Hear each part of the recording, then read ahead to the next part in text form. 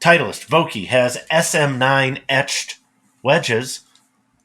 The U.S. one. What do you like? U.S. or Euro? Which one? This is the rare occasion, because this kills me about the Ryder Cup as an American. Oh, Tony, hitting the bottle early. No putts given. How you living? Here we go. What do you got there, Tony? Was that a sparkling water? This is a Polar Seltzer Aid. It has the, I don't know if it'll come through here, but it has the essence of fresh limes, which I don't know. It's probably not actual fresh limes, just a little essence thereof.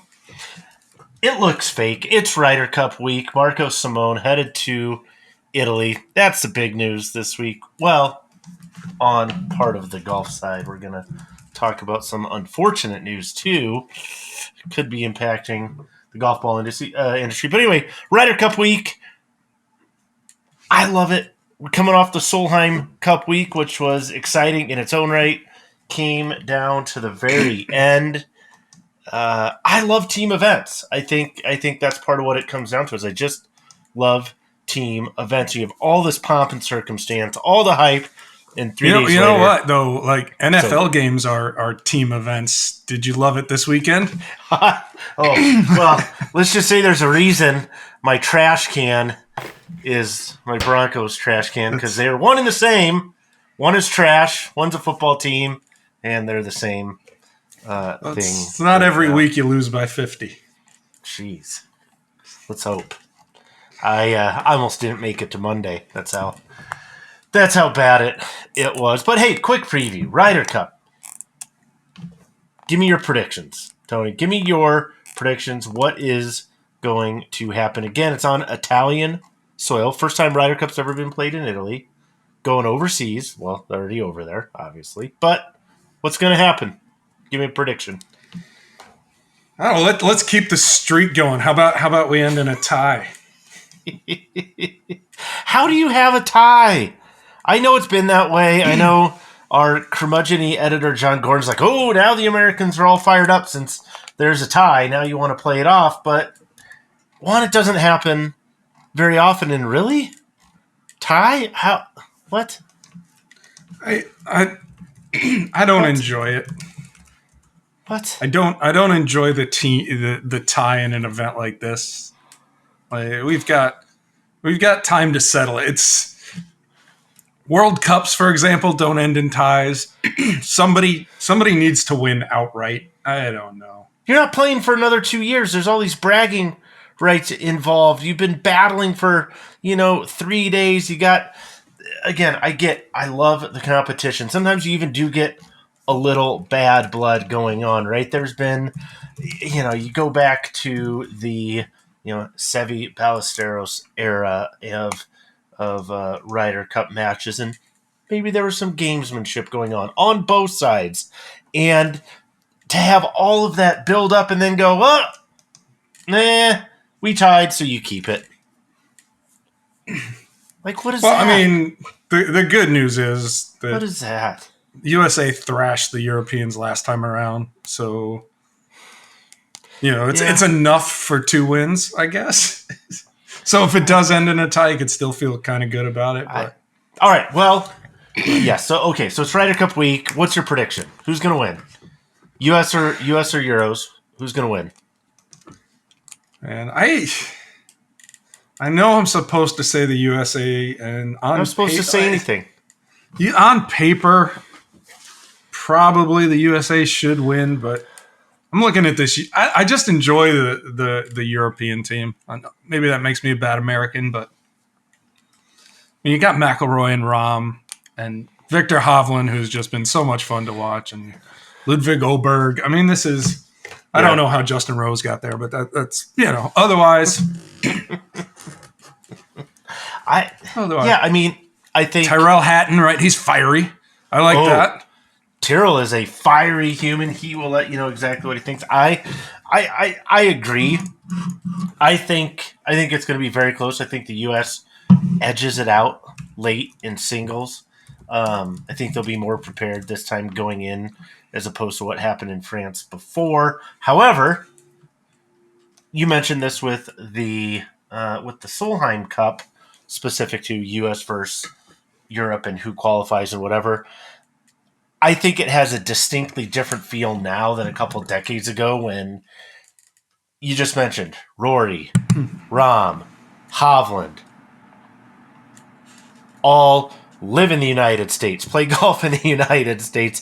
I mean, other than heritage and upbringing, it's really like U.S. Team 1 versus U.S. Team 2, kind of, and it doesn't have that same, oh, we're going over there, because they all had, I mean, they all could have. Everybody's going over there, and then everybody's coming back. Right. Like, hey, oh yeah, we're going to all hop on the same charter out of Jupiter.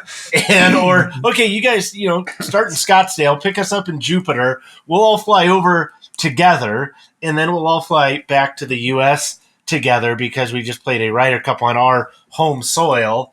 And I mean, I get it. Dynamics change, things change, but maybe it doesn't have that same, I guess, kind of continental flair that maybe it used to, when it's like, okay, it really is a home game. But let's just hope for not a tie.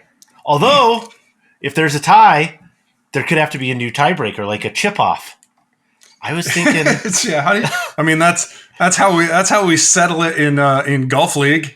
And every member guest, right? Every member guest, there's chip offs, and that wasn't a dig at Lexi. I apologize if it came across that way, but like that.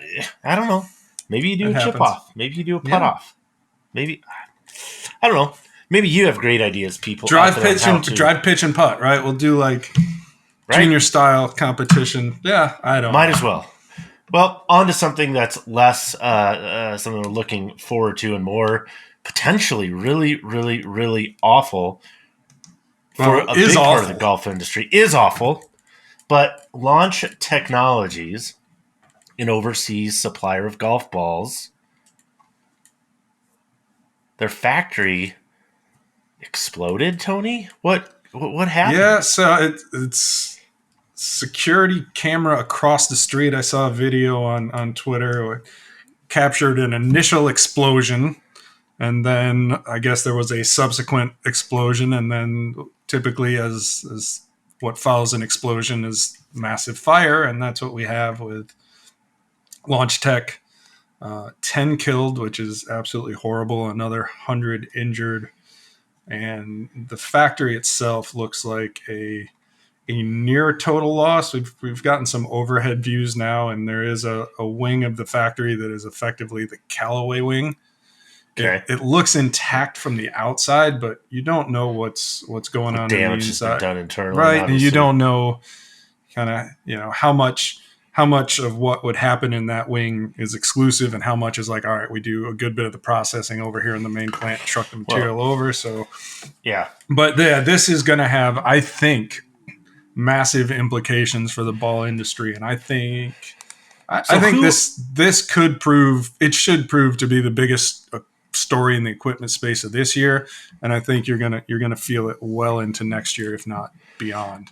Yeah, so talk about that for a minute. Obviously, the loss of life is tragic. People that were injured, even if they're parts of the building that are okay in the sense that they're functional or recoverable, maybe whatever, but it's not like people would be going back to work there any time soon. So who has golf balls that we know of? Who has golf balls produced at this factory? And why do you say that it could be potentially the largest story on the equipment side, so into next year?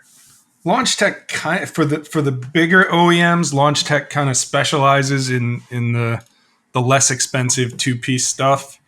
I know it's tough to be sure who the current client list is, so we know at least in the past and maybe currently have made balls for TaylorMade and Bridgestone. Currently, they are the factory, no doubt about it, that produces Super Soft for Callaway, which is by volume Callaway's biggest selling golf ball and obviously hugely popular. Mm-hmm. They produce ERC Soft for Callaway. I believe I mentioned Wilson on the DTC side. Yep. The newer Encore Elixir comes out of this factory. The Odin golf balls come out of this factory. The Sugar golf ball comes out of this factory. Some of Seed's urethane product comes out of here. Penfold recently started making balls out of here. And estimated ballpark 20% of all golf balls made worldwide come out of this factory. So obviously that's a healthy percentage. And I'll just throw it in here because it's intriguing to kind of see how you account for it. But as I understand it, this is also the factory that makes the golf balls for Topgolf.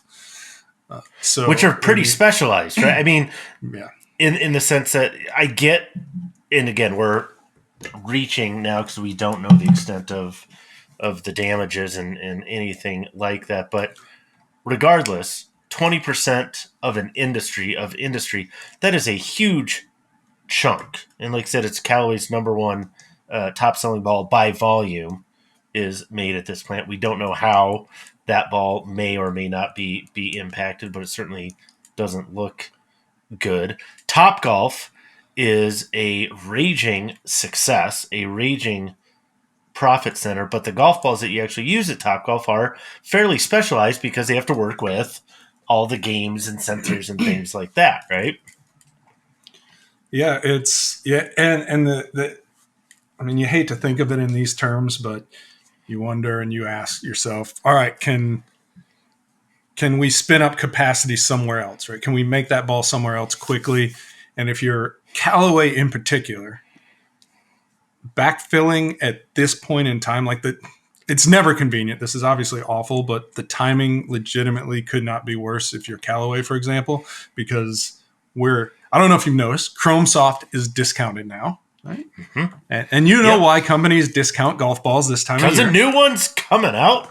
And so right about now, Callaway is, if they haven't already, are certainly gearing up to essentially front load production on the new Chrome Soft series. So they're going to be full throttle on that new ball, which means that it doesn't have a lot of capacity. I don't know if it's ever made super soft in Chicopee. ERC Soft, it has made there, but it doesn't currently because, again, the demand for Chrome Soft. Yeah. So it's going to be tricky to backfill for smaller companies. I don't know what you do, for example, if you're Odin. I don't know what you do if you're Sugar. When you're out, and that's that. You can't really go somewhere else and have the same ball made because dimple patterns are proprietary to factories. We've talked about that. Right. The ball themselves, right? There's no intellectual property for these smaller brands that picks up and travels to another factory. It has to come from this factory. That's it. It's really that simple. And we're hearing, John Barba, who wrote the story, was able to check with some of his contacts, and the estimate is this factory is down for at least a year. Yeah. So real quick on that, how far? Again, depending on who you are, right? Like it could absolutely end some of these other companies if the ball is made there and they're not big enough to kind of withstand it, loss of a year in sales or whatever the case is. How far ahead would a company potentially run where it's like, hey, if they're making balls right now, it's not that they're making balls right now to sell in a week, but any sense of like, hey, this would impact what they have available like in March or June of next year? Or yeah, I think it's probably 3 to 6 months depending on volume. So, I think by early next year, by the end of Q1 for sure, you're going to see no supply of certain things. And again, at least Callaway, for example, with Supersoft, that ball is made by Launch Tech, but it's an entirely unique Callaway formulation. It's Callaway dimple patterns, Callaway core formulation. So they theoretically, if they could find a factory that has capacity, and good luck with that, they can pick that up and it will travel. The DTC stuff, again, there's no moving that somewhere else because the factory is effectively the ones that own all the IP on that golf ball. Yeah, so stay tuned. As we know more, we'll certainly update either that article or additional articles as we go. In an odd kind of segue, back from the dead, Ben Hogan Golf is back again. Don't call it a comeback, Tony. You almost resigned last week when you heard this news. Ben Hogan has been gone, back, gone, back, Fork in gone. that shit, for Christ's sake. What? How long does it last this time, Tony? When I started with mygolfspy somewhere between 12 and 15 years ago, I think Ben Hogan was still owned by Callaway. And then it was, back and then back again after a change of ownership, and then it died and got brought back. So we're looking at the fourth, maybe fifth iteration of Ben Hogan since I've been doing this. And I get that people have an affinity for the brand. They remember it from the days of yore and long ago. But there's nothing of Ben Hogan left in this other than the name, and even that, right? Like Callaway owns Apex, they own that trademark. So whatever, just whatever. Something happier though. Did you see this Runway style golf course? Did you see that, Tony? I missed it. You didn't see the Runway style golf course? Oh, you got to look on the Twitter feed. I'll give you a minute to peruse that. See if you can. What does that even mean? Well, that's what I was going to ask you. What you thought about the concept? It is safe. It's a space-saving entity. It does some. Oh, I see. You see what we're talking about here? Sure. What's your initial impression? Parallel fairways with no trees. Look out. That's my impression. Somebody's going to die. There's more to it than that. So you should check it out, though. You should check it out. I've also been seeing a lot of these videos lately. Are people angry, Tony?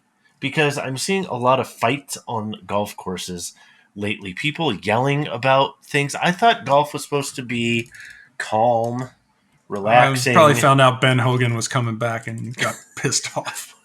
But seriously, have you? Is it me, or are there just more fights being reported on golf courses, or are these things actually happening more often? Or I don't know. People are out of control, generally speaking. So I think I know. I just think more people are adept at using their phones. Like that's the first impulse now. Like it gets heated. Used to be somebody who's like, let me figure out how to step in and diffuse this situation, and now it's like. I'm not diffusing anything. Yeah, let's go viral. So, yeah. I think I know why, though. I think it could be because of a post that we had last week. That was the cost of a large bucket of balls at the driving range. I think somebody posted one. It was like $30 or something to hit a large bucket. We talk about costs in golf, and you can buy a driver. It's $600, but you get to keep the driver. It's yours. You got it. And I get you buy a large bucket of balls. You get a practice, but I guess that would be a question: is how much should a large and I guess what constitutes large is a question as well. I know at our local course here, it's maybe 100 golf balls, 105, 110, something right in that little bit over 100 range. But I remember when it was $8, then it was $10, then it creeps up and I get things are getting more expensive. But my word, I feel like $12. And again, my frame of reference is frozen in time because I haven't gone to a public driving range in forever. But $12 seems right.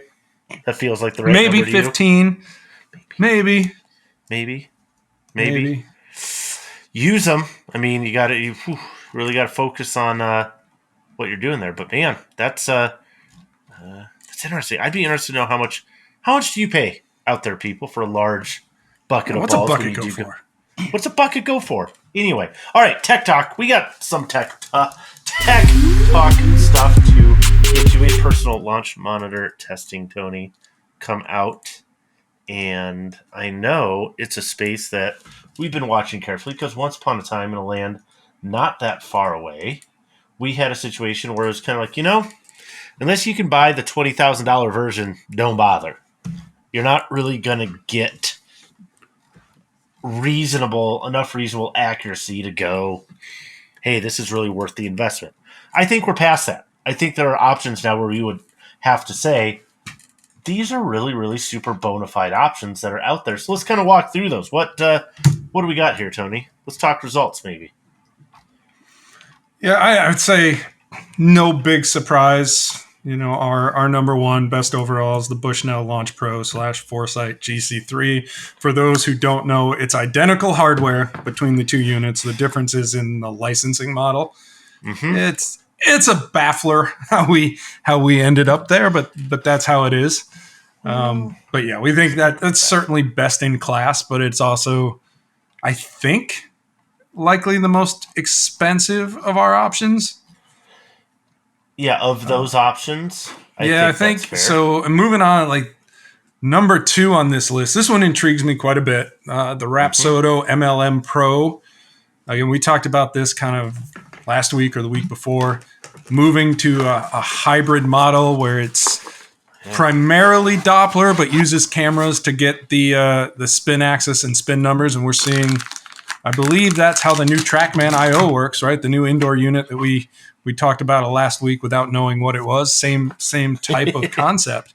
Yeah. The knock on the MLM is you need the Callaway golf balls to get the most out of it, and so Correct. that does make it a challenge if you're trying to use it outdoors. But I would say that about most of these units, because presumably if you're outdoors, if you're not hitting into a net, you're probably in a situation where you're hitting range balls anyway. And boy, I really struggle to understand a lot of the value that you would get from that. You're trying to understand. You have a launch monitor to understand what a golf ball does, and then you're hitting golf balls that don't behave like the golf balls you would play on the course. So that's always been the struggle for me in this space anyway.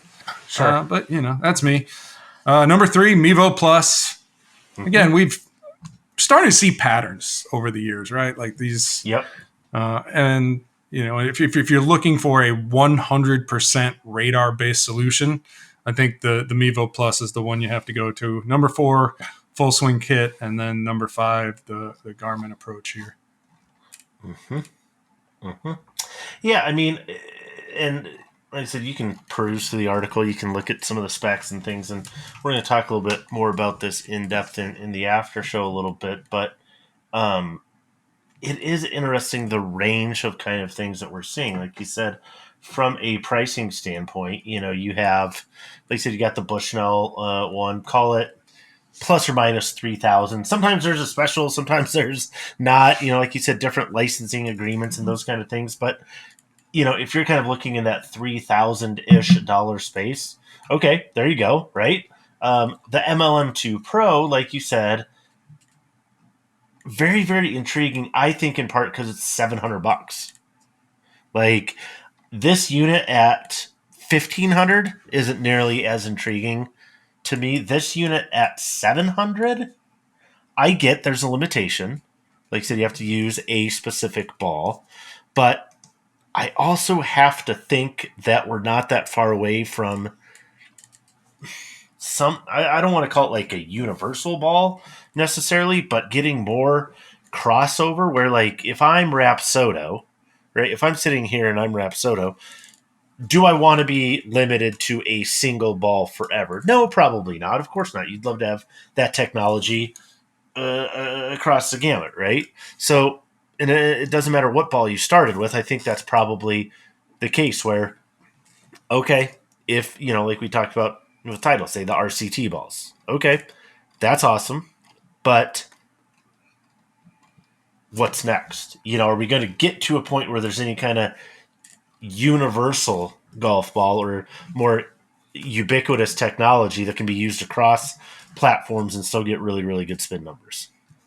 It's tricky, right? Because the radar, if you want good spin with a 100% radar device, the best way to do that right now is with the RCT ball. Mm-hmm. Titleist obviously is not going to license that technology to anybody else. They work closely with the launch monitor companies to make sure that they're not. Everything is RCT compliant, the firmware is up to date, and getting the most out of it. So, I would ask. To me, it's the same thing. It's like, yeah, why don't we just move to a universal shaft adapter so that everybody can move from one head to the next, right? Because nobody wants it except the consumer. The companies don't want it, and so. Right. Yeah. You want to sell your own little pocket of uniqueness, I suppose. Yeah. Yeah. And I think so. We'll see. But Like I said, we'll talk more about that in a little bit as well. 2 new products coming out in this fall space. Mizuno with some STG, the G, the STG driver and fairway. So let's talk about those briefly. What's up with the STG driver? Should I be excited? Maybe. Oh, I mean, this was the one that was missing from the lineup. Kind of it was that missing. low spin. If you want to call it a better player's driver, I don't necessarily love that designation because again, Who does? spin. You have people of all ability levels that generate way too much spin. But what I love about this is kind of a commitment to that player. Noticeable change here. We're down to 440 cc's, so this is a smaller profile head. Not a massive change, right? We're not like No. 420, but 440. It's gonna look a little smaller. New face technology, always intriguing. You don't know necessarily how much you really get from it, but Mizuno says it's better. It got the core tech chamber carrying on. Again, I thought that was some of the more intriguing technology from last year as well. And then this redesigned weight track, this 2-track system. I love the adjustability on it. It's going to be really interesting to take some swings and see how this sounds because it's a lot of structure you need to account for. And with that as well, we've talked about this for years. I've beat this drum. Anytime you have a lot of structure, like you do to support these weight tracks, you typically have some sort of center of gravity implications here. So low spin driver, I don't know. It could be tricky to get that CG as low as Mizuno wants it, but we'll see. See how it handles. Typical penalties, if you will, for movable weight technology, particularly anything with a track, right, is when you have weights that slide along the track, you need the track. Like you said, the structure. And those structures cost weight, right? They need to be there. So there can be a weight penalty, and oftentimes there can be an acoustic penalty, right? Where weight, it doesn't always end up resulting in the type of sound or feel you want. So you got to find a way to effectively either work around those or pay a certain penalty for them, knowing, hey, yeah, I can't get the CG as low as we would like to, or maybe we don't get the sound and feel 100% dialed in, but we'll see, right? With this one, we know Mizuno is aware of those things. It's not like they just build it and go, oh, geez, you're right. Like, they're very well aware. Shocked! I did not see this coming, yeah. Yeah, I mean, they're aware of that, so I'm sure they addressed it. I'm sure they had a plan for it to account for that, but we'll see. I guess my other question is 2 things. 2-part question for you. Number one, it's been a process really kind of since like ST180 where Mizuno kind of shifted its emphasis in terms of, hey, we got to get better at metal woods. We got to get a little more serious. We got to put a little more time, energy, effort, resources into doing a better job here. We haven't necessarily seen the results of that in testing yet. Do you think that this is the year that we see that from Mizuno? Yeah, I don't know. I think this type of design has the potential to do well because again, you're talking about inherently it's going to be a more forward center of gravity, which means almost invariably more speed. If you can keep the spin down with that and get it to the point where golfers can control it to a reasonable degree, it has the potential. I thought the X in particular, the STX, the 230, our test results with that were really interesting because that's on paper, that's a draw bias driver. I think if you X-axis, test that, right? Yeah, you test that on a robot, I think it's going to go left all day. When we tested it with people, we found an actual in real world or our test conditions a bit of a right bias, and so you wonder, is there something with the way the top line looks at a dress? Is there something that's going on with the way the eyeballs see it, where somebody puts it down, looks at it, and says it doesn't look all right, and makes an adjustment, maybe cocks it open a little bit. So it'll be interesting to see if that carries over with this, or if we've got something that is ideally more neutral, not just in true center of gravity location, but in terms of how it plays in the hands of golfers who may otherwise be reacting to what they see when they put the club down. Yeah, and I mean, other thing I think I noted there, $600 maybe I think is the rack Yeah. rate for it. So I feel like it was not that long ago where we're like, oh, all right, is $500 the new baseline for premium, major OEM driver tech? That's what you should kind of have that number in your head. And now it's at least 600, right? We're And talking. I think that Mizuno's kind of been, they don't leap right into the high price point. They've typically kind of stayed a little bit, $50, $100, whatever it happens to be, below your Callaways and TaylorMades, your Titleists. So to see Mizuno jump up to that 600 price point, I wonder when we start looking at 24 product, is Cobra. That's another one that typically lingers a bit below. Are they going to jump to 6? And if Mizuno and maybe Cobra, we don't know, but if you have these smaller companies, these companies that don't have the market share of TaylorMades and Callaways, if they're jumping at 600, does that mean the new baseline is 630, 650, something like that? So that's at least I look at this and I'm thinking, all right, maybe this is just a leveling out, trying to use price to convey quality, as some companies will do, to say, hey, if I'm as good as a TaylorMade, as good as a Callaway, good as a Titleist, I need to charge what they charge. So that's one possibility. But I do wonder if this is like, oh boy, are we looking at another price hike for next year? And more than just a matching luggage item here, we also have the STG Fairway. Right? Yes, so we do. This is a full-on titanium situation. Quick note, people. When we talk about titanium fairway woods, we have to get rid of the idea that titanium is faster. Now, you see it in drivers all the time, right? They don't have steel faces. Well, look how big the face is on a driver, right? You got a pretty significant surface area that you're dealing with. So when we're using titanium and fairway woods, and we talk about, people tend to think of them as, whether it's, you had the Sim TI, right? TaylorMade, obviously they have their titanium products. They do tend to be more expensive, right? The LST, I want to say from Ping's, what, like 550? 550 bones? Titanium product. It's not necessarily titanium because it goes, that the face is hotter or super thin. You just don't have that much surface area to deal with. But then why use titanium? If it's not a ball speed thing, why do we use the titanium? Weight. Everything is weight. Everything. So tell me about it, Tony. So yeah, you save weight. If you can take weight out of the face, right? Because you're kind of in a box, right? A head has to weigh X or just about X. Typically, everybody's within a few grams of each other. Because again, it's got to hit a swing weight that feels right to a golfer, right? You can't load it full of weight, make it feel heavy. You can't make it too light and kill your MOI and make it whippy or difficult to swing, or get in a situation where somebody tells you can't feel the head, whatever There's it happens a sweet to be. Spot. Yeah. Right. So you use a titanium face to take out weight. And in the case of a fairway wood, as we've seen other companies do, and it's what Mizuno's doing here, you save some weight and you reallocate it by way of a huge chunk of steel on the sole of the club.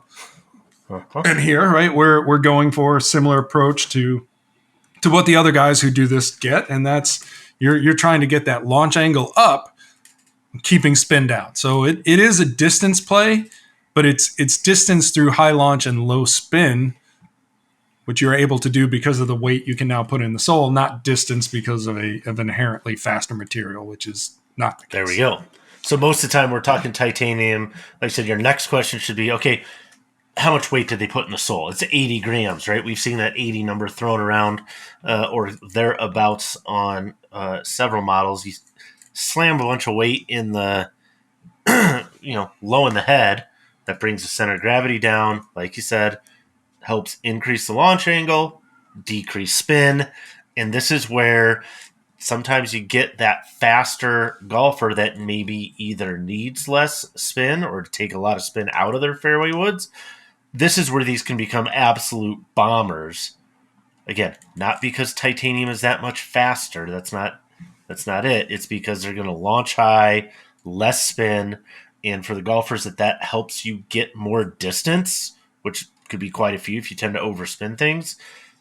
this is where these can become absolute distance monsters. In fact, that's why you see some guys, out on tour, fastest players, won't carry it because it's too hot, right? They'll hit it too far, or they'll Hate when that carry like a happens. pretty standard, or they'll carry like a 4-wood or something, right? Go like a 16 or 17 degree model because they don't need a driver that goes, that carries 310 and a fairway wood that carries 302. Like that doesn't do much for them. Not ideal, But for the rest of $400 us, for the rest of us, $400 on that one. Remember when you could get a driver for $399? Like in my time, it wasn't like the top of the line.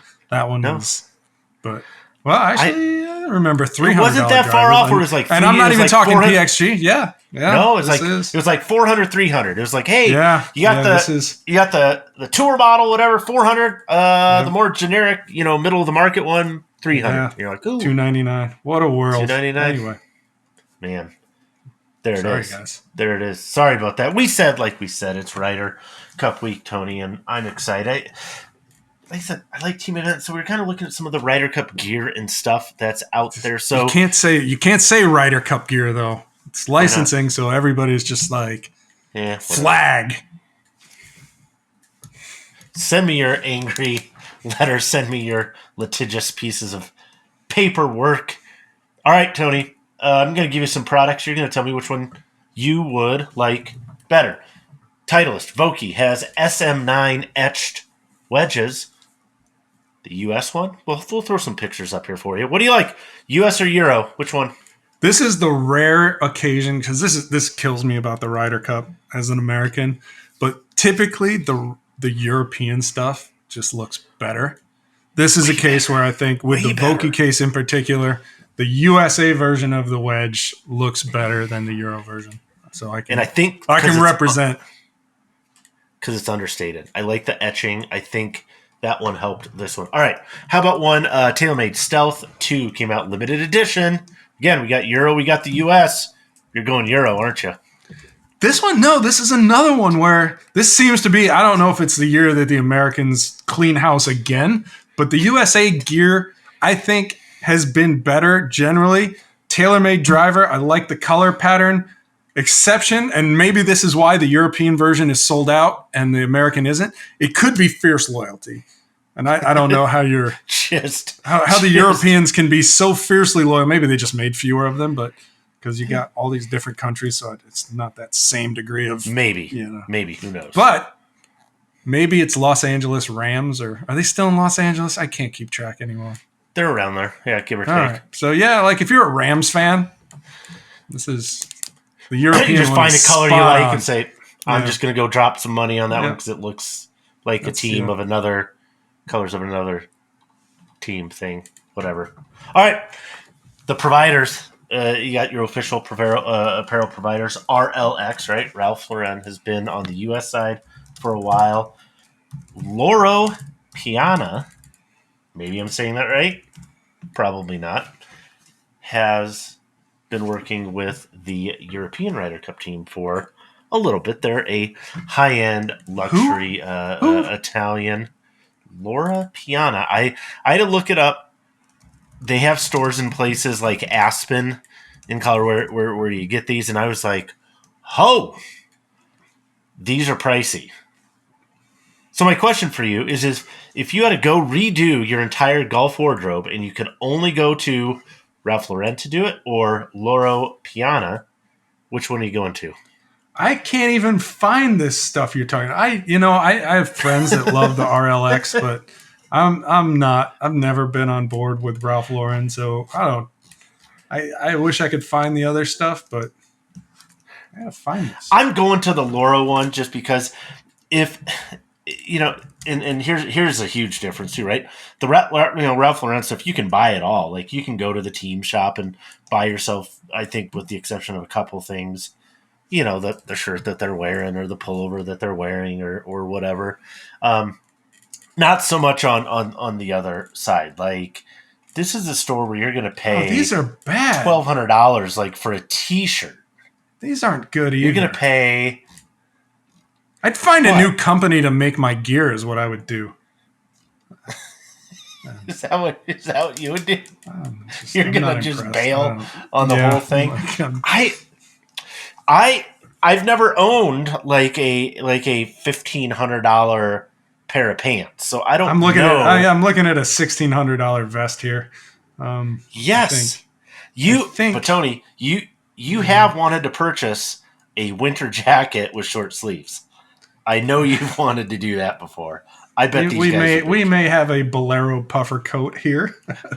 And it'll be pricey. So if it's that expensive, it's got to be good. Italians know what they're doing with clothing far more than Americans do.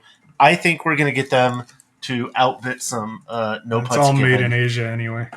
Golf gear. No, it's not. This is fine, handcrafted, luxury Italian wool and things. Speaking of which, last question on this part. With the RLX, since you're such a big fan, huge fan, you have to wear either the cashmere sweater or the cricket sweater, and you're going to play a round of golf. You and I are going to go play a round of golf. You're going to wear the cashmere sweater or the cricket sweater, and you're going to pretend like you like it the whole round. Which one are you going to wear? I'm again, I don't study this stuff fiercely, so I'm trying. Oh, you should. You know what I do like? Not to get off topic here, but I like the FootJoy T-shirts. I thought those were well done. I'm just saying. I think you should wear the cricket sweater because I think that would. I don't even know where you find this stuff. I think that's what you need. We'll let people vote. People out there vote. Which one do you want Tony to wear? I know the Ryder Cup's about a lot more than golf and fashion. And what do they do with this stuff when they're done? It's 3 days.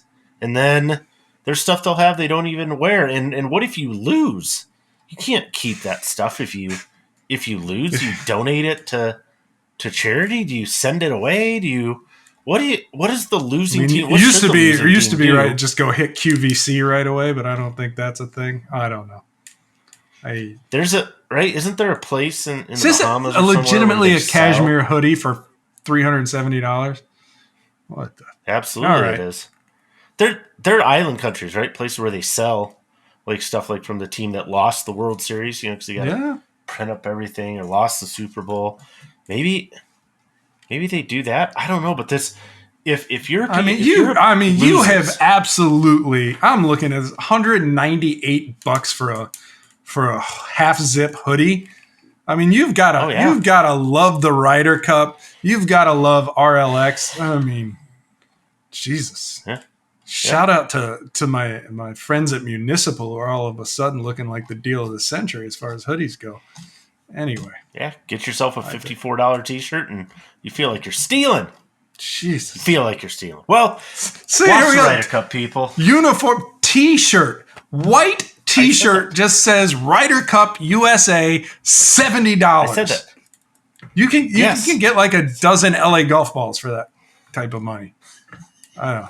You can get exactly a dozen. This is out of control. It's all out of control. And speaking of out of control, the whole episode's out of control. The Ryder Cup hopefully doesn't get too out of control this week, but we will be watching. I'll be watching. We're going to be off next week, so don't expect to see us next week, but please do leave us questions if you want to hear a little bit more about personal launch monitors, and maybe Tony will rant about how much a pair of socks costs next. Stick around. We'll be right back. Until then, you get a launch monitor for the cost of 3 pieces of apparel.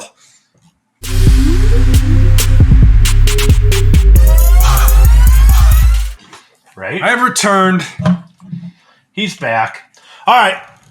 And we're back. Cody's hydrated. Personal launch monitor testing, like we said, results are out. It's an interesting space, and part of my struggle is what is a weed whacker? This is going to be fun the rest of this episode. You got a weed whacker? They're coming around to weed whack. Oh, well, that's nice of them. What is a personal launch monitor as opposed to a very impersonal launch monitor? Yeah, it's one that allows you to engrave your name on it. It comes with a name tag. Yeah. So, I mean, but really, like, I want to do like the impersonal launch monitor buying guide. Right. Yeah, so what is a personal What do I we think mean it's by that? Let's start I there. think it's a catch-all that for anything that costs less than, I'm trying to think, what's the I haven't looked in a while at the Flight Scope lineup, but they used to have kind of that now they're strictly X3, but they used to have kind of that other one that was like 6,500, I think, somewhere in there. But yeah, it's sort of anything that costs more than a used, or costs less than a used Honda, I think is probably, or maybe not even a Honda, maybe a Buick. So it's an affordable launch monitor, right? A launch monitor that average golfers can reasonably aspire to own. Okay. And it's still quite a range, right? We didn't test some of the really budget models this year, the stuff that's like $200. And again, we've talked about it before. I've talked about it before. A lot of that stuff loosely qualifies as nothing more than a random number generator. So, you hit the ball. Yeah, if you're trying to pick, if you're trying to pick lottery numbers, maybe that's the way to do it. Just take a swing and whatever you get, that's what you go with. So we've gotten kind of into this space now that's, again, anywhere from a few $100s to, I guess if you go the GC3 route, that's still what, like 70 or 7,000, something like that. Again, it changes. Yeah. It changes. I mean, the full swing one's about $5,000. Skytrack Plus, again, a couple thousand, right? You're somewhere between a decent laptop and a hot tub, in that kind of a range, save for Lake Rapsodo, right? They have this unique space where part of the reason I think they're going to sell the hell out of it, and they already have, the MLM2 Pro, is it's under $1,000 comfortably, and it's under $1,000 by a couple $100. It's $700. Take it out too. The thing that's impressive, again, other than it generally works pretty well, but it's that big. You can fit it in a golf bag. It's got a clip. You can attach it to a golf bag. Again, I'll spare you the rant unless you really want me to get into it about the utility of any of these devices with range balls, which is a commentary on range balls, not the devices. Well, yeah, but it's what's the point, right? But yeah, I mean, you've got that all the way up to, again, GC3 at $7,500, fully enabled, most of the bells and whistles anyway. So it's still a range, and from my perspective, I've had to come to terms with the idea of a launch monitor that is accurate enough. As we know camera-based systems, GC Quad is the gold standard. For example, I can tell you that the tolerance on a spin measurement there is plus or minus 25 RPMs.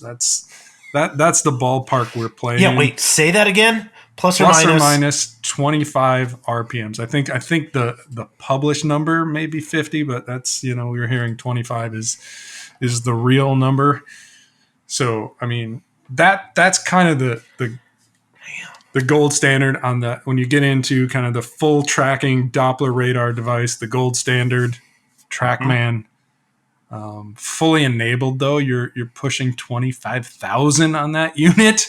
If you want indoor outdoor use, and not everybody can afford that. Again, gold standard for that class.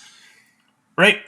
So how close can you get for significantly less? And looking at the charts we published, in a lot of cases, it's plus or minus just a little more than 1% for some metrics. Other, spin is always the tricky one. And that's where you do see, one, right? Upwards 10, 15% in some cases outdoors. I mean, in some cases, way, way off, 40%. So, we know that spin is the struggle with a Doppler device, a small Doppler device, because maybe they don't say it outright, but it effectively works like a TrackMan in indoor mode or limited flight mode. You're not getting the whole flight of the ball. The radar is only powerful enough to capture a little bit of the flight within a certain window. So you expect certain inaccuracies, but you do have to start thinking in terms of close enough. good enough, accurate enough for the budget. And certainly, again, these devices aren't perfect, but we have come so far from where we were 3 years ago, where again, random number generation by and large, Right. to something that's actually usable. And then you start getting into differences in software packages and other rabbit holes where you might trade a little bit of accuracy for user-friendly or other features, things like that. So it's not nearly as cut and dry as it used to be by any means. No, and it's interesting is kind of go through the charts and some of those things. Like ball speed isn't hard to get pretty accurate, right? A lot of the units that we test are in that plus or minus 1%, maybe 1.5% type of situation. And you go, okay, that's pretty cool. But spin and carry distance is a function of spin, right? Because that's going to impact how far the ball goes. And that's still where we see, right, the biggest differences on spin. So I get it. We all want spin and spin axis. That's those are. What's the difference? To my mind, at that point, between spin and spin axis, real quick. Spin is just how much it spins, and spin axis is just woohoo, right? And the spin axis is basically how that ball tilts a little at impact. I use the analogy of airplane wings, right? So right, and it's ultimately the measurement that gives you a functional idea of curve. I guess is probably the most real world application of that. Look at Chris, real time prop.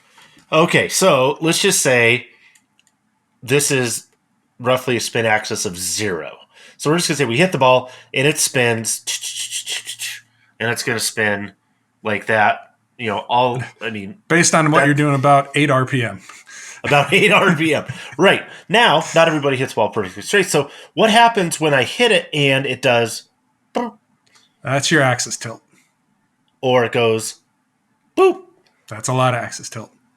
So this is where you're going to end up. That's your cook, your hook, your slice, and that's again like the example I use. Why RCT? Well, in part, but it hasn't solved this problem. But if you've ever used a Doppler device inside, and golfers know this shot so well, where you hit it out on the toe, and if you hit that with your driver on the golf course, it's a push hook. You don't love the impact. You're losing speed, but it's coming back to the middle. If the device can't capture the spin axis accurately, generally what you see is that gets read as a dead push every time. And so it didn't do that. That to me, that is probably the metric that most separates these devices, and a lot of them don't even give you a spin axis measurement. And it's interesting because have these devices gotten better? 100%. They've gotten phenomenally better, but there's still, like we said, that difference where, and I remember talking to the TrackMan people a couple of weeks ago. They're working on these things, right? I said, something that's interesting to me about the TrackMan component is, last year they had that tour. I think it was called Next Straight Tour, where you had people paying real money, thousands of dollars, playing for tens of thousands of dollars indoor on TrackMan simulators. So if you're going to have people paying real money to play real tournaments, right, there has to be some fidelity in every metric. And given that we know how important spin is to every other part of a golf shot, shape, distance, trajectory, launch, all that stuff, okay, it's still TrackMan foresight. Like, you're not going to get a $25,000 level of performance for 3,000, 4,000, 8,000. Yes, we say you'll get within maybe 5%, maybe 3%, maybe 1%. But it's kind of like in every industry, that last 1%, 2%, 3% is the most expensive, right? The difference between 99 and 100, that last 1% is... That's where the money is. That is exponentially more expensive, right? And that's why I talk about the concept of close enough, accurate enough, because if I can get a Rapsodo, and I'm saying that's accurate enough, even with the limitations of you got to use this particular Callaway golf ball to get really good data, accurate enough for well below 1,000 versus really accurate, spot on, as good as it gets for 15,000 plus. And even, for my mind, what I've said at the beginning, what I think is the best in class at under that enterprise tier, less than a TrackMan and GC Quad. Mm-hmm. Call it a GC3, call it a Launch Pro. You're Right. still looking at 3,500 plus. And again, that's if somebody came to me and said, "Hey, what launch monitor would I buy?" And my first question, "What's your budget? How much Right. can you spend?" And if that number is near 3,500, I'm going to say Launch Pro every time. But if you come to me and Without a say doubt. 1,000 or less, then I have to look at that MLM2. If you need to be outdoors, maybe a Mevo Plus, but man, it's nice to have Yeah. options finally. It It really is. is. I think it's nice to have options, and it depends on your application. Like you said, in some of the stuff, like this is the other question is, okay, if this is where we are now, where are we headed? Is it going to is that gap going to tighten at all, or is that last 1, 2, 3% going to be, exponentially more expensive, or are we going to see maybe some of these lower priced ones be able to plug into, right, some of the same software packages, You simulation see like the packages, E6 where integration, right? That's common, and I think that's I'm what glad you mentioned it because I think we're at the point now where take the SkyTrack Plus, which I think got dinged in our test because it's indoor only. We're not even trying to tell you to use it outdoors at this point. right. But that's one where some of the software features that come with that device, their software package, I absolutely love. I'm like, I wish that I could use this software on my GC Quad sometimes. I know. Because it's really clean, it's really easy to use, intuitive, really just cool features. And so that could be a point where you're like, again, accurate enough, and I really like the software. Whatever it happens. And I'm never planning on taking it outside. So Right. that's another dynamic to this whole personal, not the impersonal launch monitors, but the personal ones. Your name tag is on this one. Your name tag is on the personal ones. No, there are a number of people that might look at it and go, you know what? I'm not getting this at all to take outside, or I'm not willing to pay a premium to have something that I might take outside with me, or whatever that right case may be. You go into, again, the range ball scenario or whatever, where they're saying, no, this is strictly for an at-home, personal, or practice space, whatever it is, man cave, blah blah blah. And then, geez, you look at something. Yeah, you brought up SkyTrack Plus. Okay, well, it's indoor only. Fair enough. But cool. What it does really, really well, and the graphics packages are killer. Oh, and by the way, it's all internal now, meaning it's owned and operated by the same company that's doing the software. So they're going to be able potentially to iterate faster than some other companies. And so it's like, man, if you're looking for something for an indoor only solution, SkyTrack Plus might jump up to, in the top 1, 2, 3 for a lot of people. So there's, and this is why it's different than wedges, right, or putters or drivers, where we kind of talk about 1, 2, or 3 different applications. Here, you kind of have to talk about 30 different applications, from price to how will you use it, indoor, outdoor, software, how much do you want to spend. You're buying into a system, right? That's ultimately, you think of it as this device, but it's really an entire system. And when contemplating that, you have to think about what is the application? Am I indoor, outdoors, a mix? How important is the software? What metrics do I need? Do I want to get some head data, impact data, right? Things like that. So there's a lot of questions that come into play for sure. Mm-hmm. I agree. There's a lot to try to solve there, but it's a cool thing, especially given how much more golf is played indoors than outdoors. In, well, Japan would be one. We're seeing some of these companies pop up and kind of percolate that I think are interesting, and people go, "Wow, I've never heard of fill in the blank. And part of that could be because they're just getting to or going, oh, wow, look, all these people in America are starting to develop an appetite for things that we've been designing and programming for the last couple decades.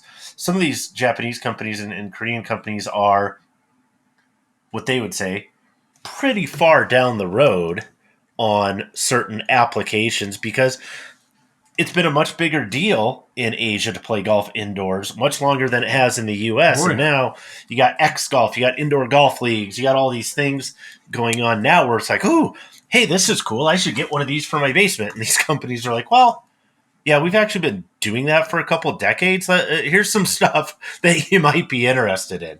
So I think we're going to hear certainly more easier about than those. ever to go. I mean, we talk about just a launch monitor, but we do work. They're outfitting our new facility. The guys at Shop Indoor Golf, and you can buy full on pre-configured solutions from. I mean, really from floor to ceiling, right? Hey, we'll give you the turf, the projector, and Oh, yeah. enclosure, launch monitor, everything you possibly need.